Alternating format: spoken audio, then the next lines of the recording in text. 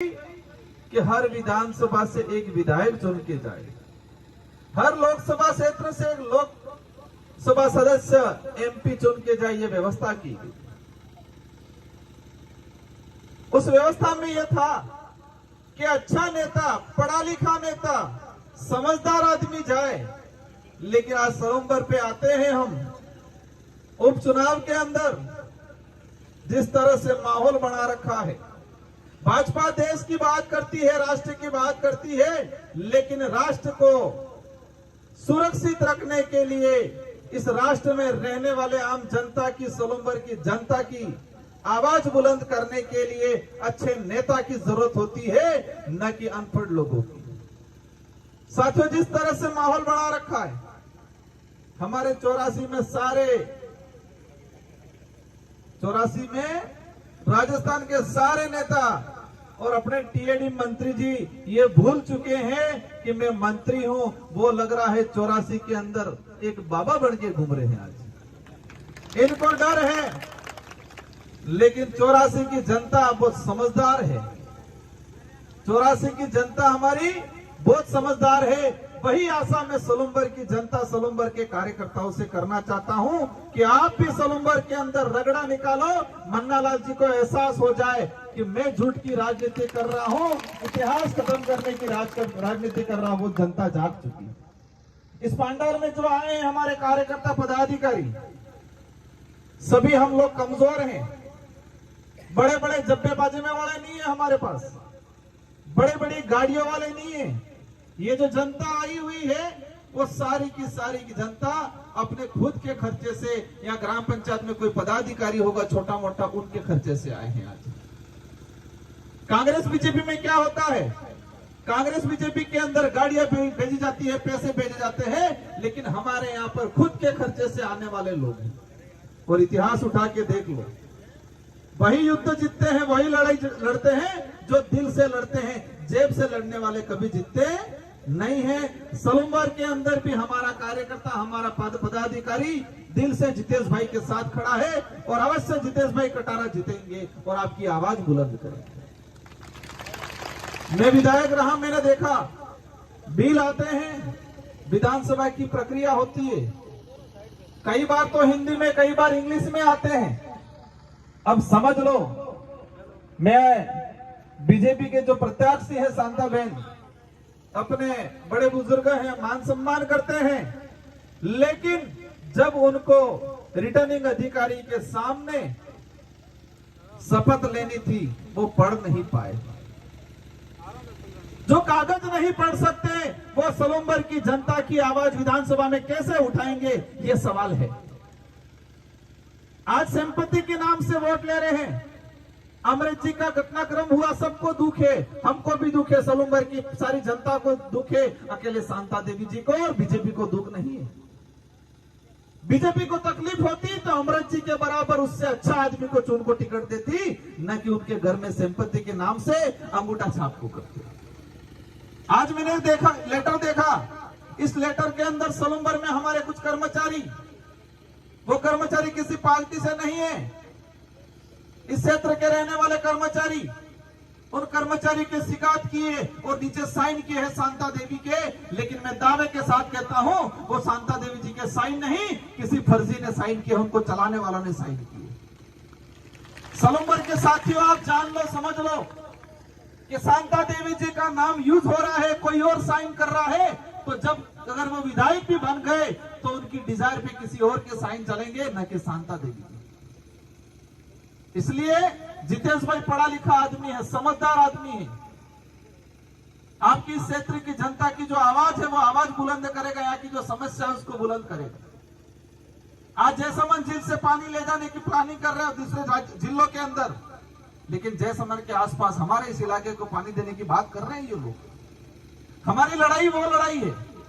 और आज जिस तरह से भाजपा सत्ता में है, सत्ता में होने के बावजूद भी इन उपचुनाव में लाचार हो चुकी है, और लाचार होकर कर्मचारियों को परेशान कर रहे हैं। सुनने में आया है कि आंगनवाड़ी कार्यकर्ताओं को बुला रहे हैं मीटिंग में, सुनने में आया है कि पंचायत साहिब को पाबंद कर रहे हैं, सुनने में आया है कि मारवाड़ी कार्मिक को पाबंद कर रहे हैं। सुनने में आया है कि हमारे जो भी प्लेसमेंट एजेंसी से लगे हुए कार्मिकों को पाबंद कर रहे हैं। लेकिन मैं आज इस मंच से कहना चाहूंगा, मारवाड़ी कार्मिक हमारे बहाने तरसती है उनके सैलरी के लिए, इनकी तनख्वाह नहीं आती है, लेकिन जब भीड़ चाहिए तो मारवाड़ी कार्मिक याद आती है। राजीविका से जुड़ी महिला, उनके लिए भवन नहीं बनाए इन लोगों ने, इनके लिए शौचालय नहीं बनाए, लेकिन जब भीड़ की जरूरत पड़ती है, वोट की जरूरत पड़ती है, तो भाजपा के नेताओं को राजीविका की महिला याद आती है। रोजगार गारंटी की बात करते हैं, जब भी भाजपा की सभा हुई है अभी, रोजगार गारंटी में नरेगा में हमारे मेट कारीगरों को पाबंद करके लेबर लाने का काम करते हैं। साथियों, मैं बताना चाहूंगा, ये रोजगार गारंटी किसकी देन है? जिस रोजगार गारंटी को आज बंद करने के कंगार पे बैठे हुए हैं भाजपा के लोग, लेकिन जब भी इनको भीड़ की जरूरत पड़ती है तो रोजगार गारंटी की लेबर याद आती है हमको। यूपीए की सरकार में रोजगार गारंटी अधिनियम आया। यूपीए की सरकार, मनमोहन जी प्रधानमंत्री थे, मनमोहन जी प्रधानमंत्री थे। सब कहते होंगे, कांग्रेस वाले कहते हैं कि हमने लागू किया, लेकिन उस समय 17 से 18 पार्टियों ने मिलके मनमोहन जी को प्रधानमंत्री बनाया था, न अकेली कांग्रेस ने प्रधानमंत्री बनाया था। अगर छोटी पार्टियां नहीं होती तो आज देश के अंदर रोजगार गारंटी कानून नहीं आया होता। वो ये बात इसलिए बोल रहा हूं कि कुछ लोग कहते हैं आनंद नानी करी पार्टी हूं था एम कहीं कि नानी करी पार्टी एटलीस्ट તમે હતા દોડતા થઈ ગયો બાર, તમે હતા ખુરશી થકી જાજમ માથે આવી ગયો, आए कि नहीं आए? उस समय रोजगार गारंटी जो कानून लाए, छोटी पार्टियों ने वालों ने डिमांड की, अगर मनमोहन जी को प्रधानमंत्री बनाना है हम समर्थन करेंगे, लेकिन देश के अंदर रोजगार गारंटी कानून आना चाहिए।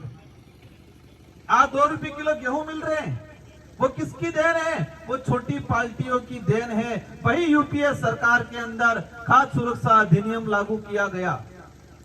छोटी पार्टियां नहीं होती तो आज जो हमें डीलरों के पास जो मिल रहा है वो नहीं मिलता। कांग्रेस वाला जरूर कही थी हमारी देन है, लेकिन अगर उस समय कांग्रेस फुल फ्रेश होती, न रोजगार गारंटी कानून आता, न खाद्य सुरक्षा अधिनियम कानून आता, और अगर क्षेत्रीय पार्टियां थी इसीलिए वो आए। आज इस इलाके की बात करते हैं हम, किस तरह से हमारा बेरोजगार भाई दर दर भटक रहा है। देश की बात करें, इस इलाके की बात करें, सरकारी सिस्टम को खत्म कर रहे हैं ये लोग। भाजपा के लोग झूठ फैला रहे हैं, कह रहे धर्म के नाम से धर्म खतरे में है। धर्म की चटनी चटा चटा के हमारे यहाँ के ओबीसी के भाई हो, एससी के भाई हो, एसटी के भाई हो, उन सबको आपस में लड़ाने का काम किया है। साथियों, हमें रोजगार चाहिए, अच्छी शिक्षा चाहिए। आज स्कूलों की हालत खराब है इस इलाके के अंदर। स्कूलों में टीचर नहीं है, टीचर है तो कमरे नहीं है। भाजपा के लोग ये बोल रहे हैं क्या कि हमारी डबल इंजन की सरकार है, सारे टीचर भर देंगे? बोला कभी? सारे कमरे बना देंगे? बोला? जब से भाजपा आई है आपने देखा होगा पीएससी, सीएससी, जिला हॉस्पिटल की हालत खराब हो गई। हॉस्पिटलों में हमारा गरीब आदमी जाता है, गरीब बहन जाती है, उनको समय नहीं मिलता है, वहां टाइम पे दवाई नहीं मिल रही है, जांच वाली मशीन खराब पड़ी है, और कह रहे हैं देश आगे बढ़ रहा है। कैसे आगे बढ़ रहा है? गरीब हालत खराब हो चुकी है। इसलिए आप सबकी जिम्मेदारी है, इस देश को बचाना है, इस क्षेत्र को बचाना है, सलूमबर्ग को बचाना है, और सलूमबर्ग का भविष्य कैसा होगा वो आप लोगों के हाथ में। और मन्ना लाल जी को एक चीज एहसास कराना है, इस इलाके में मंत्री जी बनाए टीएडी के, उनको भी एहसास कराना है कि ये लोकतंत्र है, राजतंत्र नहीं। यहाँ पर तुम्हारी तानाशाही नहीं चलेगी। और तुमने आदिवासी समुदाय को, एससी समुदाय को, दूसरे समुदाय को जो अपमानित करने का काम किया है, वो बदला इस बार सलूमबर्ग की जनता लेगी। लेना नहीं लेना है? रगड़ा निकालना है, नहीं निकालना है? निकालना है कि आप डट के रहना, आप घबराना मत। ये क्या बोलेंगे, पेंशन बंद थाई जाए कहीं, जीतू भाई जीती जाएगा तो पेंशन बंद थाई जाए। हमारे वहां शुरू कर दिया है। यहां तक बोल गए ये लोग, कोरोना आया वो बीएपी आया इसलिए आया। गोगुंदा के अंदर वो पैंथर सीतरू बीएपी वालों ने छोड़ा इनके। क्या राजनीतिक लेवल आया है इन लोगों का। इस लेवल की राजनीति की घाव का बिल्कुल कमजोर आदमी भी नहीं करता, इस लेवल की गंदी राजनीति। और एक चीज ध्यान रखना, मन्ना लाल जी रावत, उनका एक ऑडियो वायरल हुआ था, उस वीडियो में बोल रहे हैं कि आदिवासियों के घर जला तो उनको लठ मारो। उनको सांसद इसलिए बनाया है।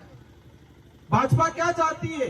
भाजपा ऐसे नेताओं पे कार्रवाई करती है। अगर भाजपा आदिवासियों के हितैषी होती, जिस नेता ने आदिवासियों के घर जलाने की बात की, उस नेता पे कोई कार्रवाई नहीं हुई। इससे यह सिद्ध होता है कि भाजपा नहीं चाहती आदिवासी समुदाय की भलाई की। आज ओबीसी के नाम से राजनीति करते हैं, लेकिन मैं भाजपा को कहना चाहूंगा, क्या ओबीसी के मंडल कमीशन की बात कभी की उन लोगों ने? सिर्फ नहीं, धर्म खतरे में है यूं कर करके हमारे ओबीसी के भाई, एससी के भाई, सभी भाइयों को गुमराह करके सिर्फ झंडे पकड़ा के नारे लगाने का काम किया। आज तक रोजगार की बात नहीं करते ये लोग, भूखमरी की बात नहीं करते ये लोग। इसलिए आप सबकी जिम्मेदारी है, सलमबाग के अंदर 84 वाला हमारा काम लगा देंगे कंप्लीट। तमें पासा पढ़ोने के हो, 1% घबराने की जरूरत नहीं है। वो कहेंगे हमारी सरकार है, चिंता मत करना, जीतू भाई जाएगा, हम सब कंधा देंगे और हम सारे काम लाएंगे, सारे काम कराएंगे। घबराने की जरूरत नहीं है, आपको डरने की जरूरत नहीं है। दिल्ली जयपुर वालों को एहसास होना चाहिए कि 84 की जनता तो ताकतवर है, लेकिन सलूमबर की जनता भी ताकतवर है। क्योंकि ये चुनाव जीतू भाई अकेला, भारत आदिवासी पार्टी अकेले नहीं लड़ रही है। ये चुनाव यहाँ की आम जनता लड़ रही है, यहाँ की आम गरीब जनता, आम यहाँ का युवा लड़ रहा है चुनाव। माता बहनों से अपील है कि आज से ठान लेना है, घर घर पे अपने रिश्तेदारी में अपना जाजा संबंध है, हर जगह आपको फोन करके कहना है इस बार ते गेड़िया माते वोट आलवो है। अटली आलवो है कि कांग्रेस में कैंडिडेट कोई लेवो देवो नहीं है। बीजेपी ने कैंडिडेट पहले नामांकन दाड़े पूछी पत्रकार क्यों आए हो, खबर उसने है आपसे पसे होड़े कोने भाई यही के नामांकन बल ले। ऐसे थोड़ी होता है। जनता का प्रतिनिधित्व करने भेज रहे हैं, वहां जाके भजन थोड़ी करने के ताली बजाएंगे सिर्फ।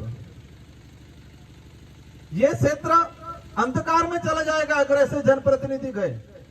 इसलिए आप सबकी जिम्मेदारी है कि अच्छे जनप्रतिनिधि के रूप में भारत आदिवासी पार्टी के प्रतिनिधित्व जीतू भाई कर रहे हैं और आप सबको जिम्मेदारी से इनका साथ देना है।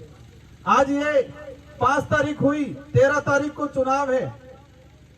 तो जितने अहमदाबाद वाले भाई हैं, अहमदाबाद गए हैं, अहमदाबाद से आ गए हैं, इनसे मेरा अपील है कि अहमदाबाद में आज तक कहीं पर भी कुछ हादसा हुआ है?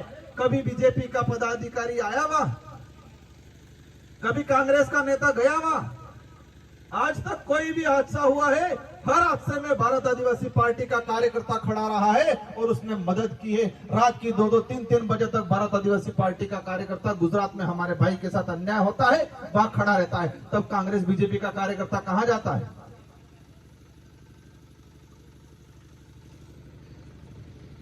एकमात्र आज गुजरात के अंदर हमारे हजारों भाई मजदूरी करते हैं। ये लोग चुनाव आते तब तो गाड़ियां लगा लेते हैं, चुनाव आते तब तो दारू बेचते हैं। ये कांग्रेस बीजेपी वाले चुनाव आते तब तो खाने का भेज देते हैं, लेकिन जब हमारा गरीब आदमी जब परेशान होता है तब क्यों नहीं बेचते? भारत आदिवासी पार्टी एक ऐसी पार्टी है जिसने गुजरात में हमारे भाइयों की मदद के लिए वहां पर कार्यालय खोला है, ऑफिस खोला है। जो भी भाई की तकलीफ आएगी वहां हमारा कार्यालय है, वहां का साथी मदद करेगा। ये काम क्यों नहीं किया इन लोगों ने आज तक? इसलिए आप सबकी जिम्मेदारी है। 13 तारीख, 14 तारीख शायद बाबडुगरा है, 14 तारीख को सीखे 13 तारीख थे शुरू पड़ी जाब हुए अमार तो पहला होड़े कहीं बाबडुगरा होता हो के जागो हो 3 दाड़ा थे बाबडुगरा जगाड़ी नाखवा है, एक हाथ रगड़ो काढ़वो है। 13 तारीख की एक तरफा मतदान करवो है।